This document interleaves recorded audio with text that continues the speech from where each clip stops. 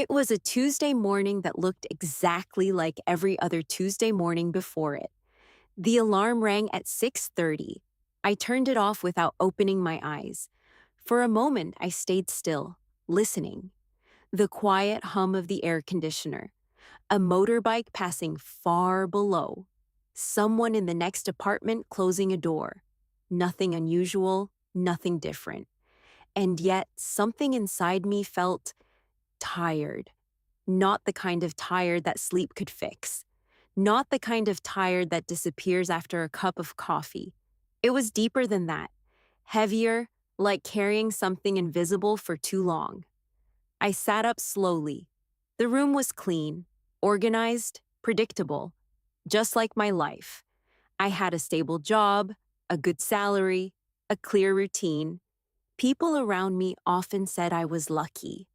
You have everything planned, they would say. You're doing great. And I would smile. Because from the outside, it was true. But that morning, as I looked at my reflection in the mirror, something felt off. I stared at myself for longer than usual.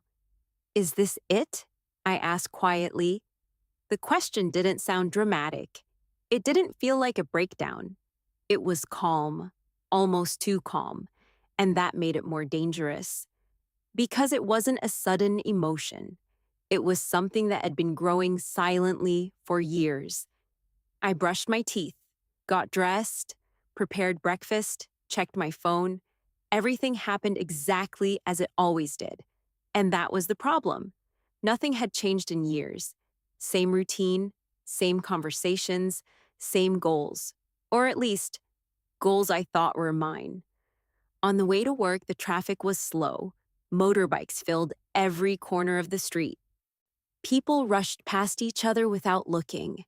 I stopped at a red light, and for no clear reason, I looked to my left. There was a man sitting on a small plastic chair. He was selling coffee on the sidewalk.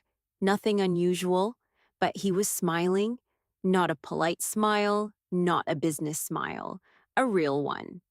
He was talking to a customer, laughing softly, as if he had nowhere else to be. For a second, I felt something strange. Not envy, not exactly, more like curiosity. How can he look so relaxed? I thought. The light turned green. The moment passed, but the feeling stayed. At the office, everything was efficient. Emails, meetings, deadlines. I knew what to do. I always did. That was one of the reasons I was good at my job. I followed the system, and the system rewarded me. But around 10:15 a.m., during a meeting I had attended many times before, something unexpected happened. I stopped listening. Not physically, I was still there, still nodding, still taking notes.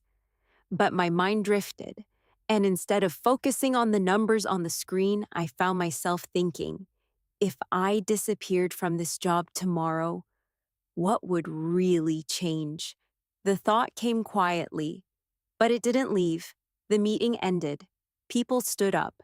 Someone made a joke. Everyone laughed. I laughed too. But inside, something had shifted.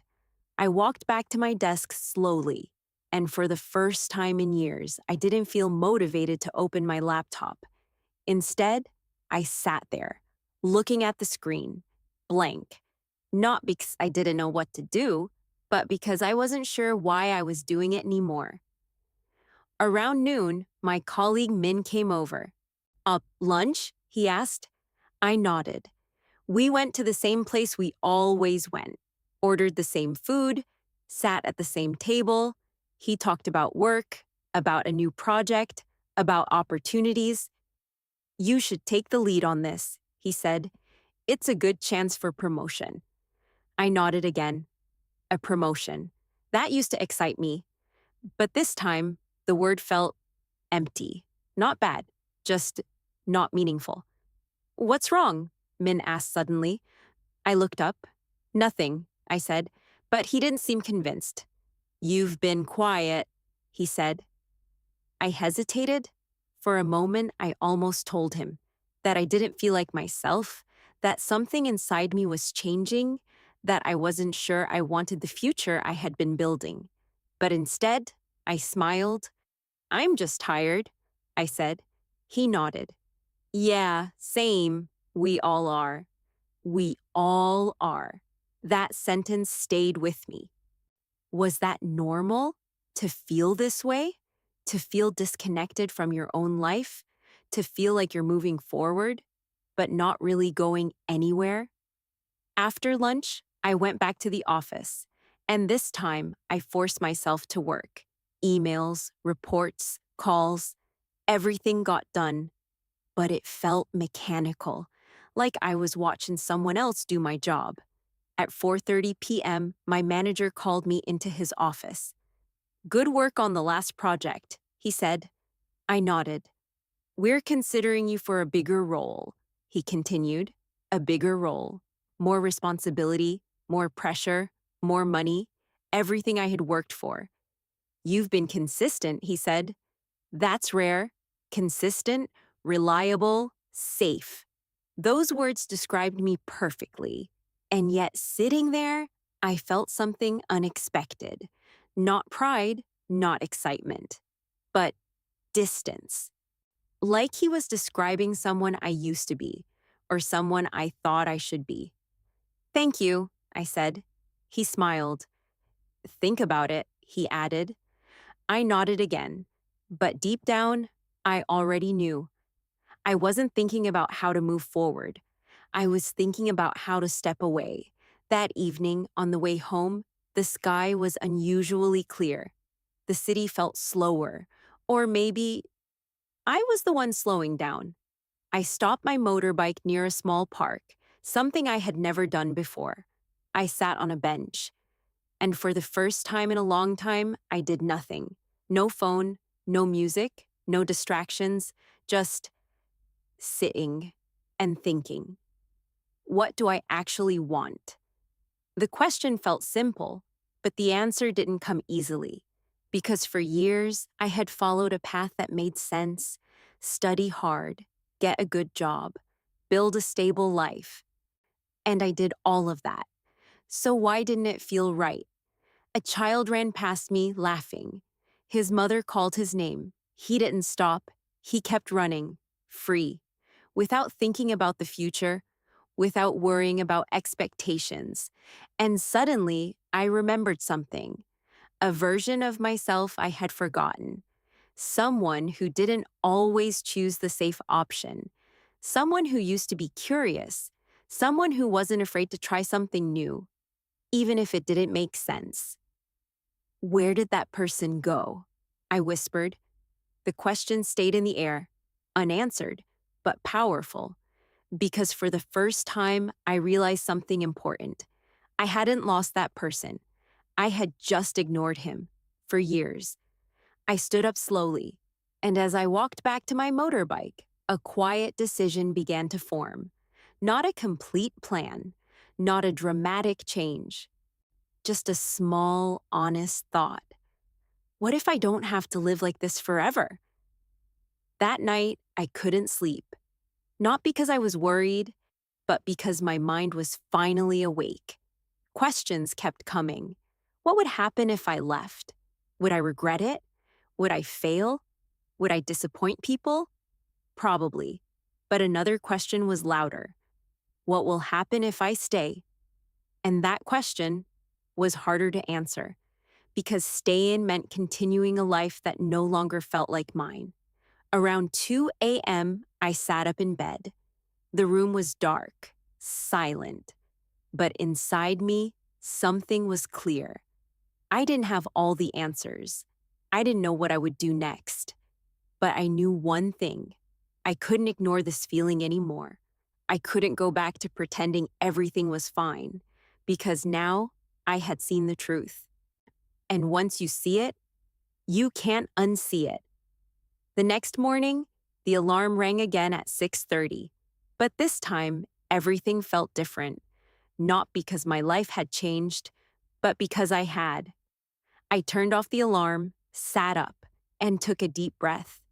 Today looked like another normal day, but deep inside, I knew something had already begun, a quiet shift, a small rebellion, a decision that would slowly grow into something bigger. I didn't know when, I didn't know how, but I knew this. I was getting closer to the moment when I would finally say, I quit. The next morning felt different. Not on the outside. Everything looked the same. The same alarm, the same room, the same quiet hum of the air conditioner. But inside, something had shifted. It was subtle, almost invisible, but it was there. A quiet awareness, a sense that I could no longer pretend. I sat on the edge of my bed for a long time. Usually, my mornings were automatic: wake up, brush teeth, check phone, rush out. But today, I didn't move right away. Instead, I asked myself a simple question: what would happen if I didn't go to work today? The thought felt strange, almost dangerous. I had never asked that question before, because the answer had always been obvious.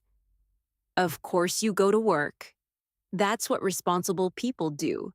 That's what I had always done. But today, the answer wasn't so clear. I looked at the clock. 6:47 a.m. If I didn't leave soon, I would be late. My body felt the pressure, but my mind stayed calm. For the first time, I noticed something important. The pressure wasn't coming from reality. It was coming from habit, from expectation, from a version of myself that had never questioned anything. I stood up slowly, walked to the bathroom, looked at my reflection again. There it was, that same face. But the eyes were different, more awake, more honest. "What are you doing?" I whispered. And this time, I didn't look away. "I don't know," I answered quietly, and somehow that felt like progress. I still went to work, not because I wanted to, but because I wasn't ready to stop yet. Not completely, not suddenly. Change, I realized, doesn't always begin with action. Sometimes it begins with awareness, and awareness takes time. At the office, everything felt louder than usual. The keyboards, the phones, the conversations, even the silence felt louder, like I was hearing everything for the first time.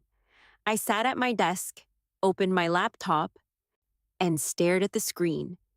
Emails waited for me. Deadlines, tasks, responsibilities. But something inside me resisted. Not strongly, not dramatically, just enough to make me pause.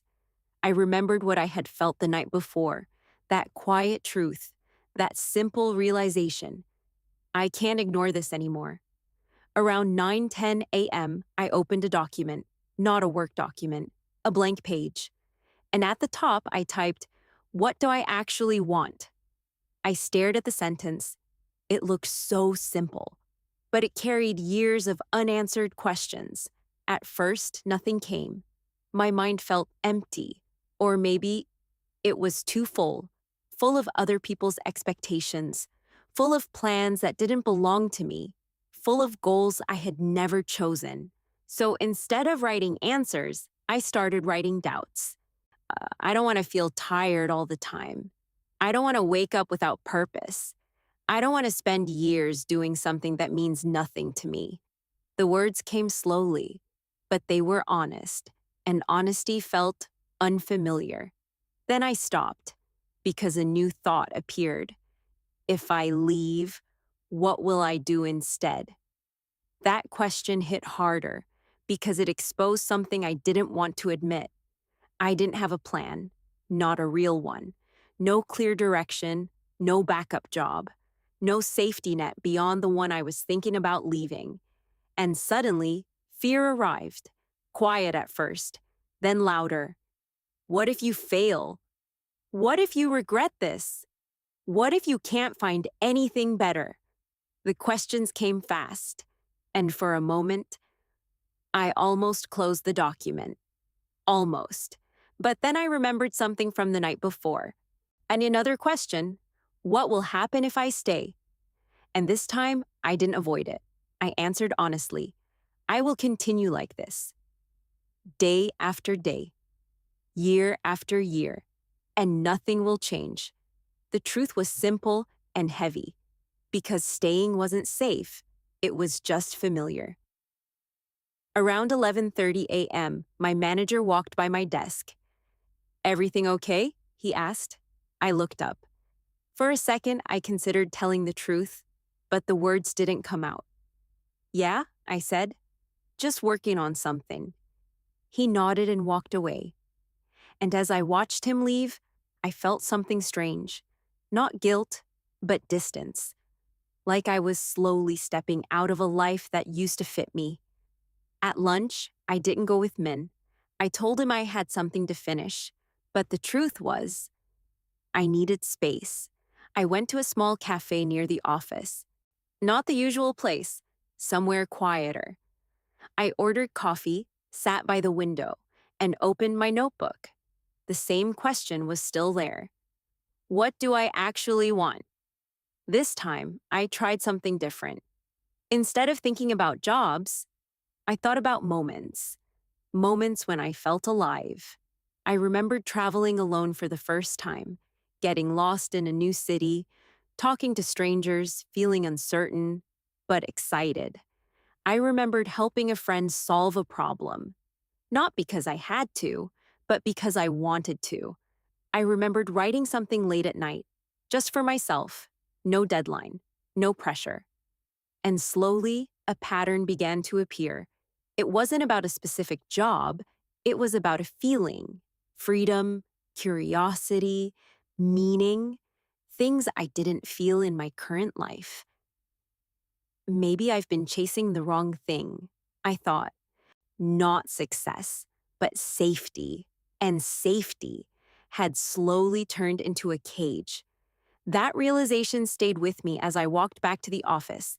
Each step felt heavier, not physically, but emotionally, because now I couldn't pretend anymore. At 3 p.m., I received an email. Subject, promotion discussion. Follow up. My heart beat faster. This was it. The opportunity, the next step. The thing I had worked toward for years. I opened the email, details, responsibilities, salary increase. Everything looked perfect. But as I read it, something unexpected happened. I didn't feel excited. I felt tired. Not because the opportunity was bad, but because I knew what it meant. More time, more pressure, more commitment to a life I was already questioning. I closed the email and leaned back in my chair. For a long time, I didn't move. Then, slowly, I opened a new message. To my manager. My fingers hovered over the keyboard. This was the moment, not the final decision, but the beginning of it. I didn't write a resignation, not yet. Instead, I typed, "Hey, I'd like some time to think about this opportunity before making a decision." Simple, safe. But for me, it was something more. It was the first time I didn't immediately say yes. The first time I paused. The first time I listened to myself. I pressed send. And just like that, something changed, not outside, but inside. Because for the first time in years, I had chosen honesty over habit. That evening, I didn't go straight home. I walked, no destination, no plan, just walking. The city looked different. Or maybe I did. Lights, people, noise, everything felt more real. And as I walked, a quiet thought returned. You're closer than you think. Closer to what? I wasn't sure yet, but I could feel it. A shift, a direction, a possibility. I didn't have the answers, but I had something more important. I had started asking the right questions, and sometimes that's where everything begins. The next few days didn't bring clarity. They brought tension, not the loud kind, not arguments, not conflict, but a quiet, constant pressure that followed me everywhere, at work, at home. even in moments that used to feel relaxing. It was like something inside me had woken up and refused to go back to sleep. On Wednesday morning, I woke up before the alarm. 5:58 a.m. The room was still dark. For a moment, I didn't move. I just lay there, staring at the ceiling, listening, thinking, feeling. And that feeling again, not fear, not exactly, but something close to it. Uncertainty, the kind that doesn't give you clear answers, the kind that just asks more questions. What are you doing with your life? Why are you still here? How much longer can you pretend? I turned to the side and looked at my phone. No notifications, no urgency. The world wasn't demanding anything from me. And yet, I felt pressure because this time, it wasn't coming from the outside, it was coming from me. At the office, things began to change in small ways. Not visibly, not to others, but to me. I started noticing things I had ignored for years. The way people talked about work, as if it was everything. The way they measured success by titles, salaries, promotions. The way they complained, but never questioned. And the most surprising part was this. I used to be exactly like them. Around 10 a.m., I overheard a conversation between two colleagues. They were discussing a project deadline, stressed, frustrated. "This is too much," one of them said. "I've been working late every night." "Same," the other replied. "But what can we do?" What can we do? That sentence echoed in my mind, because a few days ago, I would have agreed. Nothing. This is just how it is. But now, something inside me disagreed, quietly but firmly. No, this is not the only way. I walked back to my desk slowly, sat down, opened my laptop, and stared at the screen again. But this time, something was different. I didn't feel stuck. I felt aware, aware that I had a choice, even if I didn't fully understand it yet. At 11:45 a.m., I received a reply from my manager. "Of course, take your time. Let me know by Friday." Friday, 2 days. That was the deadline, not just for the promotion, but for something bigger, a decision, a direction, a truth I could no longer avoid. That afternoon, I couldn't focus, not because I was distracted, but because I was thinking too clearly. Every task felt temporary. Every email felt unimportant, not because they didn't matter, but because they didn't matter to me anymore. At 2:30 p.m., Min came by again. "You've been acting strange," he said. I smiled slightly. "Strange how?" "You're quieter," he said. "And you didn't say anything about the promotion?" I nodded. "I'm thinking about it," I said. He leaned against my desk. "You should take it," he said. "It's a great opportunity." I looked at him. "Do you ever think about doing something else?" I asked. He frowned. "Like what?" "I don't know," I said. "Something different." He laughed. "Everyone thinks about that," he said. "But thinking and doing are different." I didn't respond because I knew he was right. And that was exactly the problem. That evening, instead of going home, I went back to the park. The same place, the same bench. But I wasn't the same person. I sat down, took a deep breath, and for the first time, I allowed myself to imagine something different, not realistically, not logically, just honestly. What if I quit? The thought came clearly. No hesitation, no fear, just a simple question. And this time, I didn't push it away. What would my life look like? At first, my mind went to problems, money, stability, uncertainty. But then, something shifted. I stopped thinking about what I would lose and started thinking about what I might gain. Time, freedom, space to think, space to try, space to fail and learn. And suddenly, the idea didn't feel reckless. It felt possible. A small breeze moved through the trees. The leaves made a soft sound, and in that quiet moment, I realized something important. I had been afraid of the wrong thing. I wasn't afraid of failing. I was afraid of leaving something that felt safe, but safety wasn't making me happy. Then why am I holding on to it? I asked myself. No answer came, but the question was enough. That night, I went home and opened my laptop. Not for work, for myself. I started searching, not for jobs, but for possibilities. Stories of people who had changed paths, people who had left stable careers, people who had started over. Some succeeded, some failed, but all of them had one thing in common. They tried. And that word stayed with me. Tried, not succeeded, not guaranteed. Just tried. Around midnight, I closed my laptop, sat in silence, and for the first time in days, I felt calm. Not because I had answers, but because I had direction. Thursday came quickly, and with it, a strange sense of urgency. Not panic, but clarity. At work, everything felt like it was ending. Not officially, but internally. I looked at my desk, my computer, my chair, the place I had spent so much time. And instead of comfort, I felt distance. At 1 p.m., I opened the promotion email again, read it carefully, every detail, every benefit, every expectation. And then I asked myself one final question. If I say yes, will I be happy?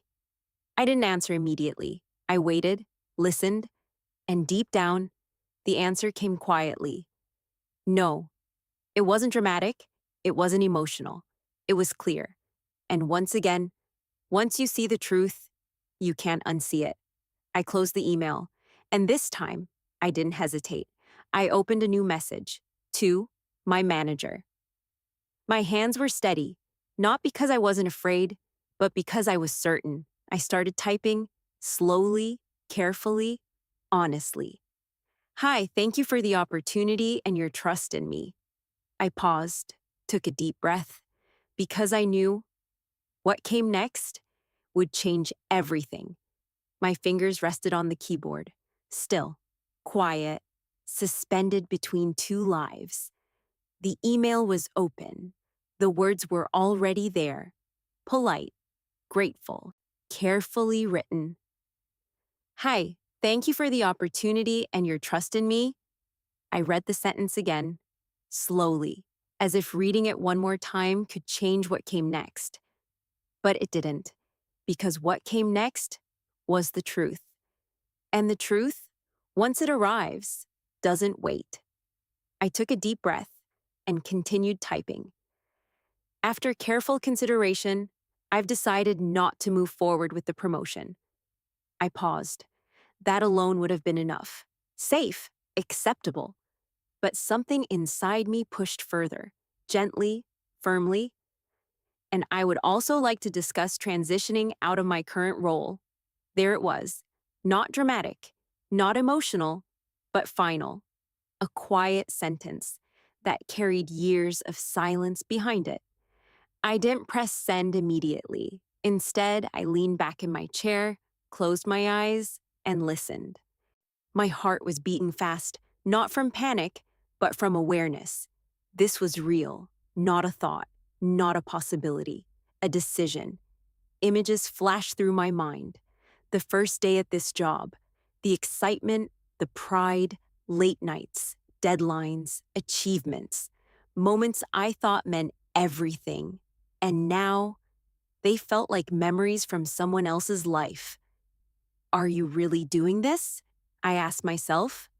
No answer came, but I didn't need one, because my hands already knew. I opened my eyes, looked at the screen, and without overthinking, I pressed send. The moment was quiet. No sound, no reaction, just a small click. And yet, everything changed. I stared at the screen for a few seconds. Nothing happened. No immediate reply, no dramatic consequence, just silence. But inside me, there was movement, not relief, not fear, and something deeper, a strange mix of both. I stood up slowly, walked to the window, looked outside. The city was still moving. People rushing, cars passing, life continuing as if nothing had happened. But for me, everything was different. Because for the first time in years, I had made a decision that didn't follow the plan. And that alone felt powerful. About 10 minutes later, my phone buzzed. An email from my manager. My heart tightened slightly. I opened it. Can we talk? Just 3 words. Simple, but heavy. I took a deep breath, stood still for a moment, then replied, Of course. The meeting was set for 2 p.m. 2 hours. 2 hours to sit with the decision I had just made. 2 hours to feel everything I had been avoiding. And surprisingly, those 2 hours felt longer than the entire week. And I tried to work, opened documents, answered emails, but nothing stayed in my mind because everything inside me was focused on one thing. What happens next? At 1:58 p.m., I walked to his office. Each step felt slow, measured, not because I was afraid of him, but because I was stepping into a conversation that would officially end a chapter of my life. I knocked. Come in, he said. I opened the door. He was sitting at his desk, calm, neutral. Sit, he said. I did. For a moment, neither of us spoke. Then he looked at me. I read your email, he said. I nodded. You want to leave? He asked. The question was direct, clear, no space to hide. Yes, I said. My voice was steady, and that surprised me. He leaned back slightly, studying me. Why? He asked. I had expected that question. But I still needed a moment. How do you explain something that took years to build and days to understand? I don't feel aligned anymore, I said slowly. It sounded simple, but it was true. He didn't respond immediately. Instead, he nodded once. I see, he said. Then he leaned forward. Is there something we can change? He asked. More flexibility? A different role? Less pressure?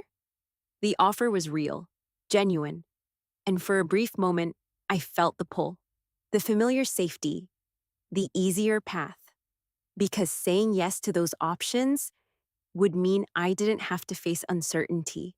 But then I remembered everything, the mornings, the questions, the quiet exhaustion, and I knew this wasn't about small changes, this was about something deeper. I don't think so, I said gently. He looked at me, longer this time, as if trying to understand something beyond my words. Then he nodded again. All right, he said. No anger, no disappointment, just acceptance. And somehow, that made it feel even more real. We'll need to plan your transition, he continued. 2 weeks? I nodded. That's fine. The conversation moved to logistics, tasks, handover, timing, practical things. But underneath it all, there was something unspoken, a quiet acknowledgement that something important had just ended. When I left his office, I didn't feel dramatic. I didn't feel like celebrating. I felt still, like standing in the middle of a bridge, not where I started, not where I was going, just in between. Min noticed immediately. What happened? He asked. I looked at him. I'm leaving, I said. He blinked. What? I resigned. Silence. And then he laughed. Stop joking, he said. I'm serious. His expression changed. Why? He asked. The same question, but from a different place. I don't feel right here anymore, I said. He shook his head. You're crazy, he said. Maybe I was. But for the first time, that didn't feel like a bad thing. "What are you going to do?" he asked. I paused because the honest answer was simple. I don't know. And saying it out loud felt both terrifying and freeing. That evening, I walked out of the office, knowing I would not be there much longer. The building looked the same. The streets looked the same. But everything felt lighter. Not easier, but lighter. Because I was no longer carrying something that didn't belong to me. At home, I sat in the dark. No lights, no distractions. Just silence. And in that silence, a new feeling appeared. Not fear, not doubt, but possibility. A quiet, open space, uncertain, but real. I didn't know what would come next. I didn't know if I would succeed, but I knew one thing. I had finally stepped away from a life that wasn't mine. And sometimes, that is the most important step of all. The first morning after I quit didn't feel like freedom. It felt quiet, too quiet. No alarm, no urgency, no reason to rush. I opened my eyes slowly. The room looked the same, but something was missing. That familiar pressure, that invisible force that used to push me out of bed every day. It was gone, and in its place, there was space, a lot of space, more than I expected. I lay there for a long time, not because I was tired, but because I didn't know what to do next. For years, my mornings had been planned, structured, predictable. Now, they were empty, and that emptiness felt uncomfortable, not because it was bad, but because it was new. I sat up slowly, looked around. "This is what you wanted," I whispered to myself. And it was true, but no one talks about this part, the moment after you get what you wanted and realize you don't yet know how to live with it. The first week passed quietly. No dramatic changes, no big breakthroughs, just small, simple days. I tried different things, waking up without an alarm, walking in the morning, sitting in cafes, writing in my notebook. At first, it felt almost like a vacation, but slowly, reality began to appear. Not loudly, not suddenly, but steadily. On the 8th day, I checked my bank account. For the first time, without a salary coming. The numbers were still fine, but they felt different, more fragile, more real. How long can this last? I thought. The question stayed in my mind for the rest of the day. That night, I couldn't sleep easily, not because I regretted my decision, but because I was starting to understand it. Freedom wasn't just about leaving something. It was about facing everything that came after. The second week was harder. The excitement faded. The silence grew louder. Doubt began to appear. Quiet at first, then stronger. Did you make a mistake? Was it too soon? Should you have waited longer? The questions came at unexpected moments. While drinking coffee, while walking alone, while doing nothing. And the hardest part was this. There was no one to answer them. No manager, no schedule, no system. Just me. And for the first time in a long time, I had to rely on myself completely. One afternoon, I met Min. We sat at the same place we used to have lunch, but this time, everything felt different. "So," he said, "how's freedom?" I smiled. "It's complicated," I said. He laughed. "I knew it wouldn't be easy," he said. I nodded. "I thought I would feel happier," I admitted. "And you don't?" he asked. I paused. "I do," I said slowly, but not in the way I expected. He looked at me, curious. "It's not excitement," I explained. "It's honesty." He didn't respond immediately. "I don't have to pretend anymore," I continued, "and that feels good. But it also means I have to face things I avoided before." He nodded. "Like what?" "Like not knowing what I'm doing," I said. He smiled slightly. "Welcome to real life," he said. We both laughed. But deep down, I knew he was right. This wasn't an escape. It was a beginning, a real one. That evening, I went back to the park again, the same bench, the same trees, but this time I brought my notebook. I opened it and wrote a new question. What can I build from here? Not what job should I find? Not how do I go back? But something different, something forward. I started small. What do I enjoy doing? Writing, thinking, helping people understand things. What am I curious about? Stories, people, growth. What am I willing to learn? Anything.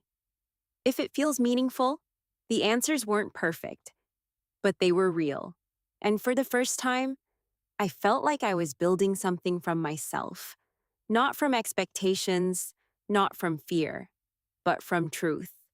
Days turned into weeks. Slowly, things began to change, not dramatically, but consistently. I started creating small projects, writing regularly, sharing ideas.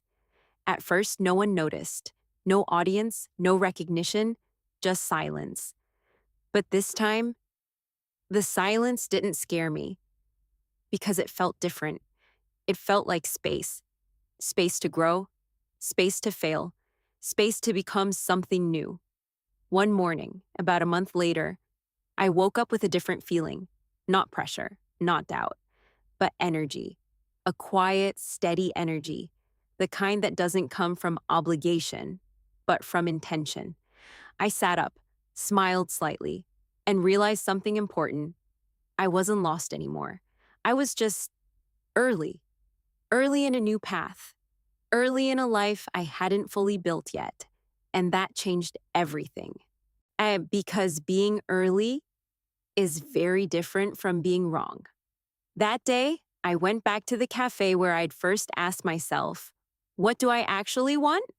I sat at the same table, ordered the same coffee, and looked out the window. But this time, I wasn't searching. I was observing, living, present. I took out my notebook one last time and wrote a simple sentence. This is just the beginning. Because it was, not the end of a story, but the start of a new one.